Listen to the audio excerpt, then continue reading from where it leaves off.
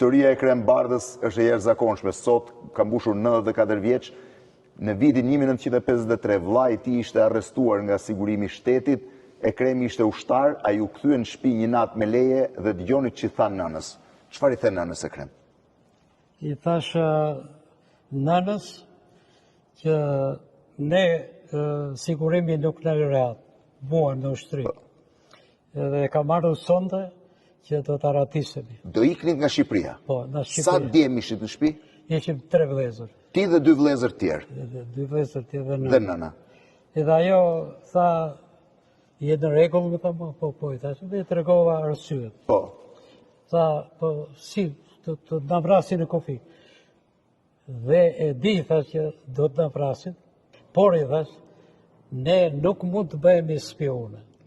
Po, nëna çfarë meraku kishte? Meraku kishte djalin arrestuar. Dhe ti çfarë Dhe sigurimi e mante peng për ju? Peng për ne.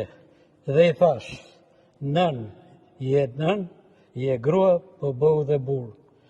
Dhe je përgjegjës, nëse ti vendos që ne të mos aratisem jashtë atë, ti je përgjegjë të humbash edhe 3 djem të tjerë. Jo vetëm djalin që është në burg, po dhe 3 djem të tjerë. Djalin e ketë humbur. Dhe u aratisët. Ajo nuk tha as po as jo? Ajo nuk tha, po filloi me një kuje, po jo me zë të lartë, po logjikën e saj e pas që ajo e pranoi. Dhe ju ikët? Që të shpëtonte 3 djem edhe të pranoi fatin që do të lidhej me djalin tjetër. Fatin që të qete djalin. Ekremi me 2 vëllezër dhe nënën u aratis në 17 shtator 1953, në 1 tetor, tha Ekremi, e pushkatuan vllajin tjetër. E ekzekutuan. Faleminderit.